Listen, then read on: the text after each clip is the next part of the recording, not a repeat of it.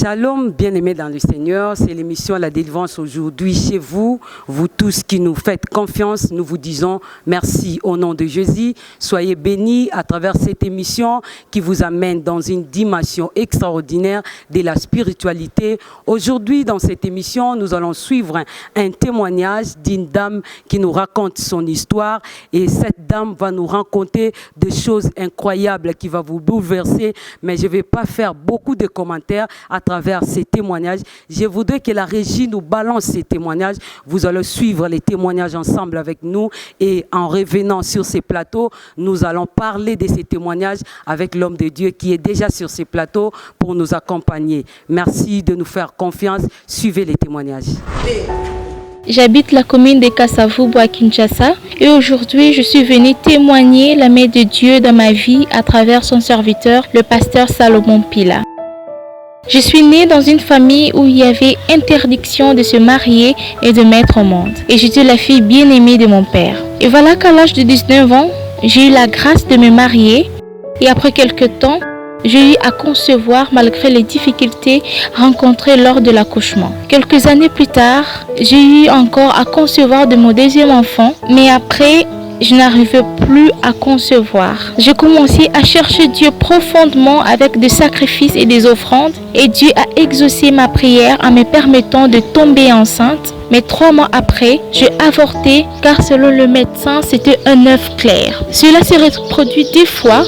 Mais la 3e fois, j'ai décidé de mettre Dieu à l'épreuve. Et à 5 mois, l'œuf clair était devenu un enfant. 9 mois après, j'ai accouché de mon 3e enfant. Et là, je me suis sentie soulagée car même si la grossesse ne venait plus, j'avais déjà mes 3 enfants. Quelques années plus tard, je ne me sentais pas bien et je me suis décidée d'aller voir le médecin qui m'a recommandé une échographie qui va révéler la présence d'une boule noire dans mon ventre. Celui-ci m'avait dit qu'on devait m'opérer urgemment, mais que cette opération allait endommager ma matrice. Mais en attendant le jour fixé pour l'opération, j'ai commencé à avoir des nausées et j'étais partie encore une 2e fois pour l'échographie.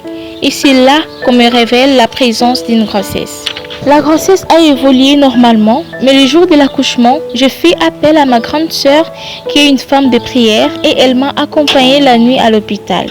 Mais jusqu'au matin, je n'accouchais toujours pas. Quand les douleurs d'enfantement venaient, je fournissais l'effort de pousser, mais un mystérieux ballon d'air était apparu sur la voie vaginale où devait sortir le bébé. Alors le médecin ne savait plus quoi faire car il avait peur de détruire cette boule, de peur que je fasse une hémorragie et en mourir. Après de fortes prières à l'hôpital avec ma sœur, j'ai finalement accouché d'une fille, mais chose étrange, la sage-femme me dira que l'enfant voyait déjà. Je suis sortie de la maternité et ma belle famille a exigé qu'elle soit amenée chez un homme de Dieu de la famille. L'enfant a pleuré pendant 2 semaines, nuit et jour. Et après 2 semaines, l'enfant fut baptisé. Après celle-ci s'était calmée. Mais je ne savais pas que cet enfant était un esprit qui est entré dans mon ventre pour accomplir une mission qui était de détruire ma famille. Car depuis son venue dans mon foyer, tout a basculé. La pauvreté et tout ce qui est de mauvais s'était attaché à moi. J'ai des frères et sœurs bénis, mais personne ne voulait m'aider.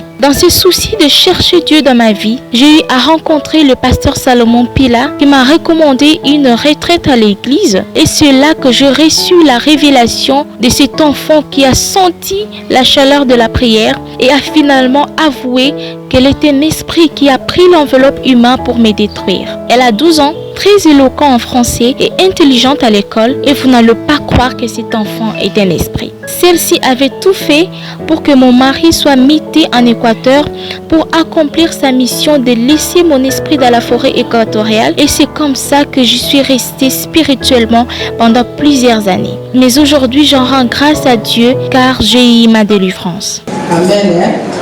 Gloire à Dieu. Merci à la régie de nous avoir balancé ces témoignages. Bien-aimés dans le Seigneur, vous avez suivi les témoignages comme moi. Je sais que vous êtes bouleversés et je m'en vais déjà saluer le pasteur parce qu'il est là déjà avec nous. Bonjour pasteur. Oui, bonjour maman Chantal.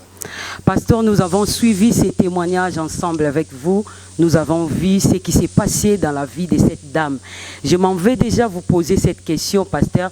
Comment une personne normale comme nous peut donner naissance à un esprit Comment cela peut-il se faire? Bon, c'est bon, ça c'est toute personne dans la vie a un esprit. Hein? Dire comment cela peut se faire, c'est, je ne sais pas si quelle serait votre question. Ou encore comment cet esprit est entré dans ses ventres, parce qu'il y avait beaucoup de femmes apparemment, mais comment cet esprit s'est retrouvé seulement dans le ventre de cette dame? Ok, merci. Comment une femme chrétienne qui prie, mais qui met au monde un mauvais esprit, qui conçoit, pour lui elle sait qu'elle est enceinte d'un enfant, mais l'enfant qui sort qui lui dit que maman, je suis un esprit. Comment cet esprit a pu pénétrer dans le corps d'une croyante qui prie, qui craint Dieu, qui marche avec le Seigneur? Je crois que c'est ça. Alors, pour vous répondre, c'est quoi? Vous savez, j'ai toujours dit, maman Chantal, il y a l'être et le paraître. Ce qu'un homme paraît, ce n'est pas ce qu'il est. Tu peux paraître, marcher dans la sanctification. Tu peux paraître être tel. Mais en réalité, tu n'es pas ça. Car la Bible déclare, en réalité, dans l'homme, c'est l'esprit. J'ai eu la chance, si je peux dire la chance, de parler avec cet enfant. Qu'est-ce que l'enfant me dira? Je suis entré dans le corps de la maman parce que la maman porte le sang de son père. Son père, c'est l'un des membres de notre loge. Donc le père, c'est un sorcier qui est dans l'occultisme. Ce papa-là a donné naissance à une fille qui porte son sang.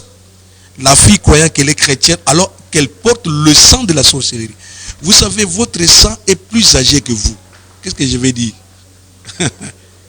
Le sang d'une personne, c'est le sang de ses arrière-parents, de ses grands-parents, de ses parents, et qui devient son sang. Donc le sang est plus âgé que la personne. Avant que tu existes, ton sang existait déjà. Ton sang existait. Donc tu portes un sang. C'est pour cela que tu vas comprendre que Dieu, tellement qu'il est Dieu, il a compris que si Jésus-Christ devait porter le sang de Joseph, il allait échouer. C'est pour cela que Christ est conçu miraculeusement. Il n'a pas porté le sang de Joseph, il n'a porté que le sang de son Père, de Dieu. Un sang sans péché. C'est pour cela que la Bible déclare, David a dit, malheur à moi, j'ai été conçu dans le péché. Donc la femme portait le sang de son père, lui croyant qu'elle est délivrée, qu'elle est chrétienne, c'est ça le danger. C'est ça le besoin de la délivrance. Il y en a qui souffrent, mais qui portent dans leur sang. Lui, il s'est dit, il marche dans la sanctification, mais il a dans son sang un sang sale, un sang non sanctifié. C'est pour cela que plusieurs personnes doivent nous écouter. Ils peuvent se retrouver en enfer, dans l'inconscience. Quand tu dois connaître les mystères de l'iniquité, les mystères de la piété, tu dois aussi connaître les mystères de l'iniquité. Tu ne peux jamais prétendre aller au ciel sans connaître l'enfer. Parce que c'est très important que les gens connaissent l'enfer. Voilà ce témoignage. Une dame qui prie, qui connaît Dieu, qui a donné sa vie au Seigneur, qui a eu la grâce de se marier à 19 ans, qui a mis au monde ses enfants, et tout à coup, il y a un esprit qui entre dans son ventre. Après 3 enfants, les 4, voilà, c'est un esprit. Voilà, c'est un esprit maléfique qui entre. Le diable l'a combattu, l'a trouvé où entrer. La Bible ne donnait pas accès au diable. L'accès était dans son sang et l'esprit est entré. Voilà comment ça se passe. Merci, pasteur, pour cette réponse. Nous ne devons pas nous fier à ce que nous sommes ou à des prières que nous faisons, mais nous devons vraiment chercher la délivrance parce que cet esprit-là a suivi seulement les traces du sang de cette dame, les sangs qu'elle portait, et il est entré. Voilà, c'est ça la porte d'entrée. La femme croyant qu'elle craint Dieu, mais dans son sang, il y avait l'impureté. Vous savez, il y a ce qu'on appelle le péché héréditaire. Qui est lié au sang. Lamentation 5:7. Nos pères ont péché, ne sont plus. Nous les enfants, nous portons la peine de l'hérédité. C'est déjà quelque chose de très important dans la vie. Je viens de vous dire ici, ton sang est plus âgé que toi. Même moi, le sang que je porte est plus âgé que moi. Avant que je vienne au monde, le sang là existait déjà.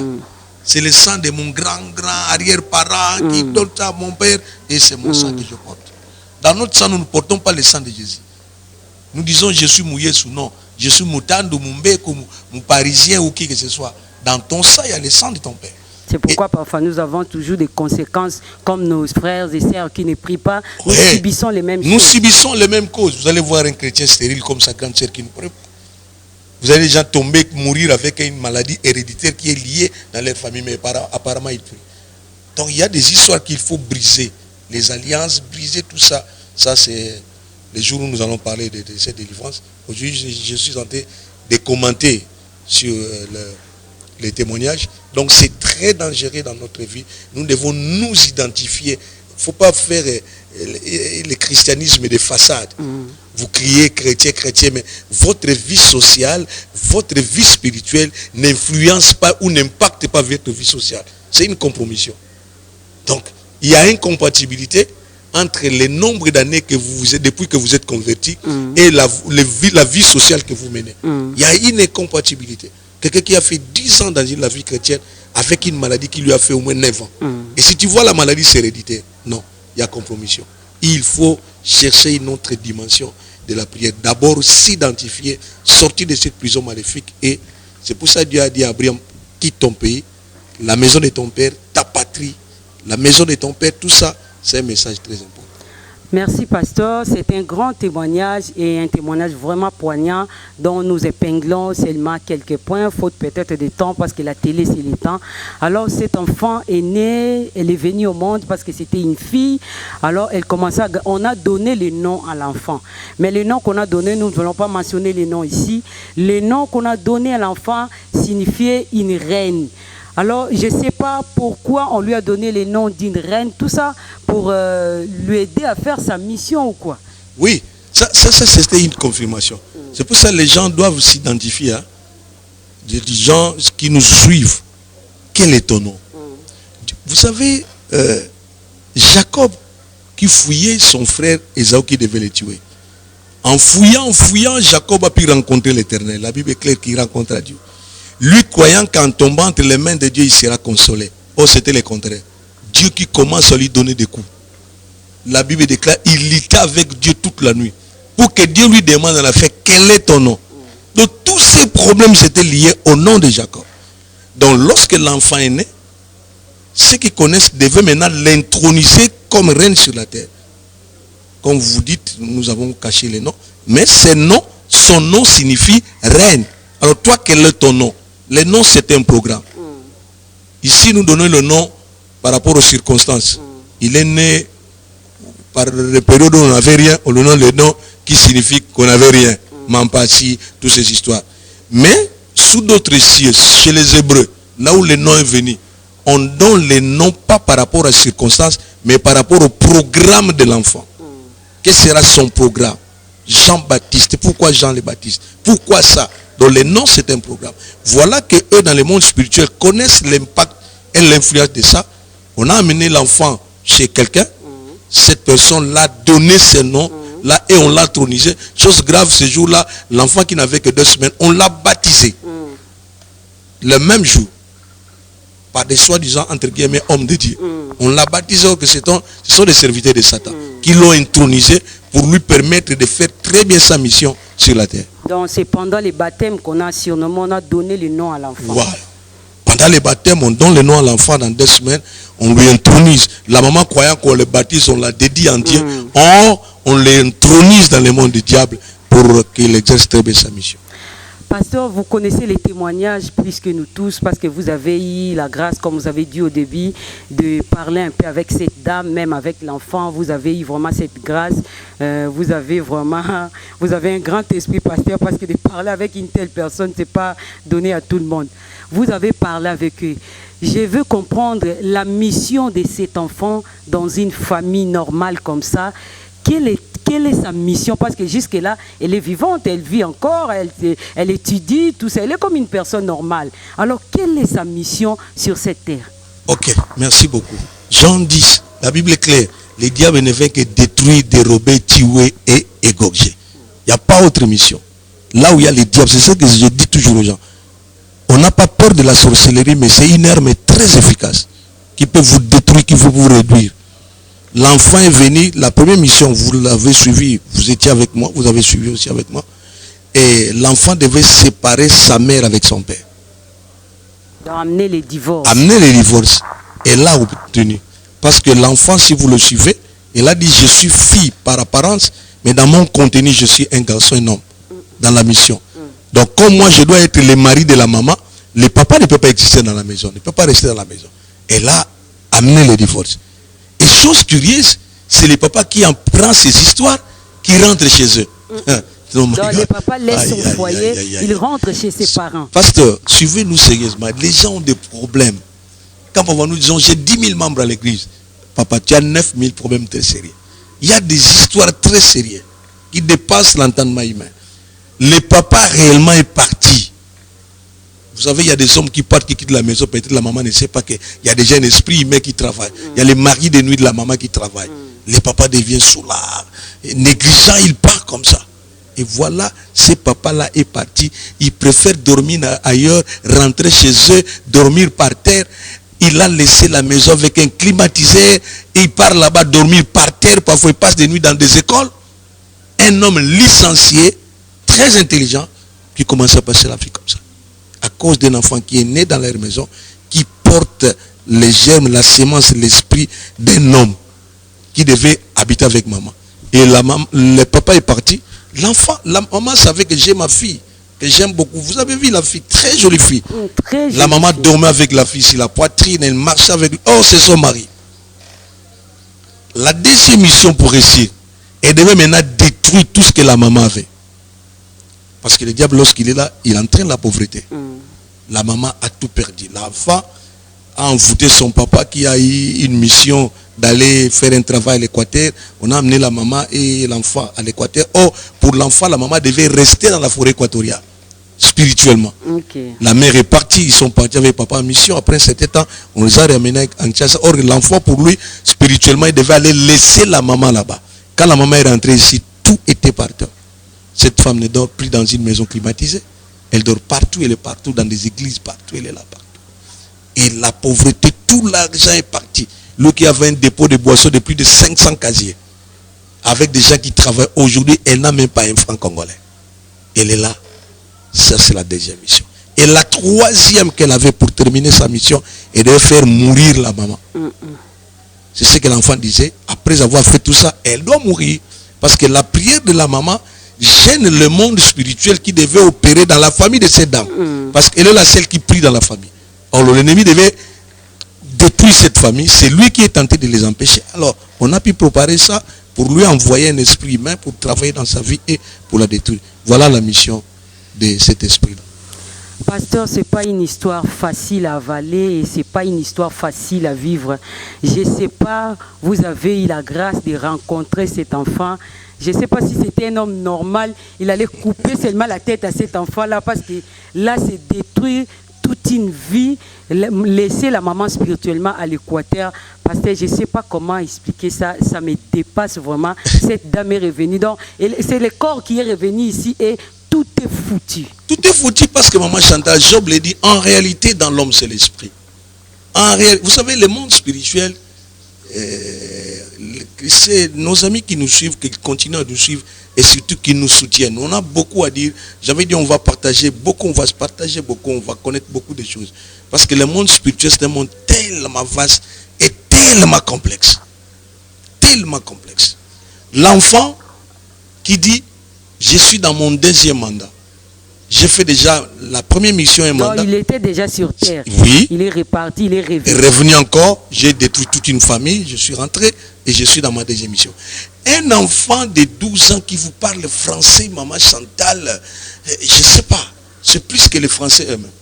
Qui vous parle français sérieusement, très doué. Elle a une avance extraordinaire. Elle parle comme un enfant de 35 ans, de 38 ans. Elle vous dit des choses très sérieuses. Il y a des mamans qui ont des enfants comme ça à la maison. Non, elle est intelligente. C'est une grâce. Attention. Mon enfant est intelligent. L'enfant ne peut pas être plus avancé plus que son âge. Ça devient suspect. Une intelligence plus que son âge. Ça devient un peu compliqué. Alors, cet enfant-là qui dit quoi? Elle a le corps d'une femme, mais elle a en lui l'esprit. Et elle dit, dans mon contenu, je suis homme.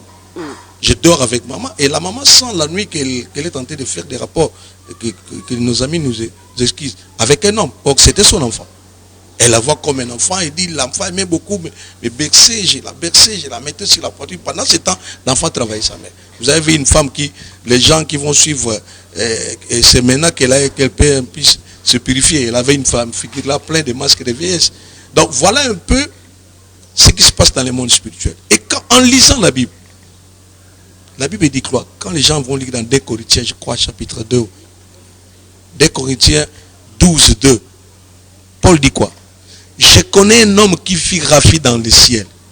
Je ne sais si c'est avec ses corps ou sans ses corps. Les gens doivent savoir, les serviteurs qui nous suivent, il y a plusieurs corps célestes. Il y a plusieurs corps célestes. Shadrach, Meshach, Abednego, lorsque les gens plongeaient dans les fournaises, il avait quel corps? Si c'est les corps ici, ça les détruit. Alors la Bible déclare quoi? Dieu fait de ses serviteurs la flamme de feu. Donc il leur donne un autre corps. Ça c'est la dimension surnaturelle. Comme le fils des ténèbres sont plus intelligents que le fils de lumière, l'enfant nous dit qu'elle a porté le corps d'une femme, mais dans son contenu, c'est un homme. Elle est en train de travailler dans la vie de sa mère, jour et nuit. Et nous lui avons posé la question, nous avons même suivi la maman. L'enfant qui lui a dit, moi je suis plus que les sorciers. Les sorciers parfois se fatiguent, ils dorment. Moi je suis un esprit, je ne dors pas. Tout le temps je ne fais que te détruire. C'est ma mission. La mère veut se laver, elle plonge des gris-gris dans l'eau. La mère veut manger, elle est là spirituellement. Donc un esprit n'a pas de repos. N'a pas de repos. Elle travaille. Chaque temps elle est là, elle travaille, elle contrôle sa mère, elle fait tout. Et elle a réussi à la détruire. Sauf seulement Dieu a protégé son âme pour qu'elle ne meure pas.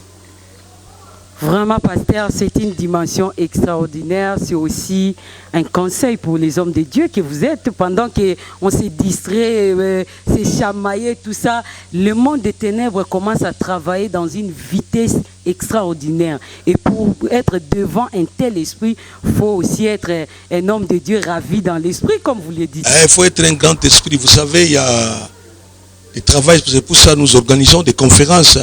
Nous organisons des conférences que les gens viennent, on partage comment faire des prières en profondeur, comment connaître toutes ces histoires. Vous savez, maman, nous connaissons en partie. Le monde spirituel, c'est que je vous dis, a une avance extraordinaire. J'ai toujours dit aux serviteurs de Dieu, aujourd'hui, il y a l'intelligence artificielle qui avance très vite. Donc, c'est synonyme que le monde des esprits doit aller trop vite. Ça va très vite. Nous devons apprendre. Inutile de critiquer. Non, ça c'est la magie. Comment il peut faire ça? Et ça, vous allez dire quoi? Vous allez dire quoi? C'est une femme qui prie à l'église, qui avait des titres de diaconesse, chargée de tel. Elle prêchait, elle vous a dit, si elle prêchait, elle se mettait, elle est en train de prêcher les gens.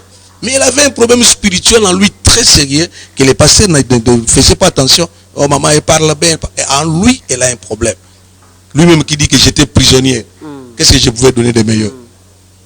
Donc voilà un peu ces histoires. Ce sont des histoires très profondes qui nécessitent des enseignements très profonds. Parce que notre chaîne, heureusement, nous disons toujours, c'est une chaîne de l'au-delà. C'est une chaîne qui parle de la spiritualité. Nous allons aider le peuple de Dieu, les serviteurs de Dieu, à connaître un peu cette dimension. Les gens, maman Chantal, ont des problèmes. Dernièrement, ici, on avait une conférence avec des pasteurs. Il y a un pasteur qui est docteur en théologie, qui s'est mis debout, qui m'a dit quelque chose de très important. Il m'a dit, fils, continue à prêcher ces choses. Elle a eu une maman à l'église qui a son enfant de 24 ans, un garçon, qui un matin, pendant qu'elle entrait dans la chambre, elle a vu un esprit, une fille très jolie, une blanche comme ça, qui lui disait, je t'aime. L'enfant n'arrivait pas à comprendre. Deuxième fois, l'esprit lui dit encore, je t'aime. Après, l'esprit lui a pénétré dans le corps. L'enfant dit, l'esprit est venu pas, elle est entrée dans son corps. L'enfant sentit quoi? Cette femme que je voyais là, apparemment elle est entrée dans mon corps. Chaque jour, à 12 heures de matin, lorsqu'il fait 12 heures, cet enfant a l'envie sexuelle. Il va le faire avec un homme. C'est un garçon. C'est un garçon. Or, celui qui est entré à lui, c'est une fille. Pour se satisfaire, il lui envoie vers un garçon. Automatiquement, le garçon devient homosexuel. Comment vous allez dire ça? Des choses inexplicables. Comment vous... Il y a un monsieur qui a fait la théologie qui me dit, pasteur, enseigne-moi. Parce qu'il a dit, en écoutant cette maman, je me suis dit, oh, des choses comme ça existent. Ça existe. Les diable existe.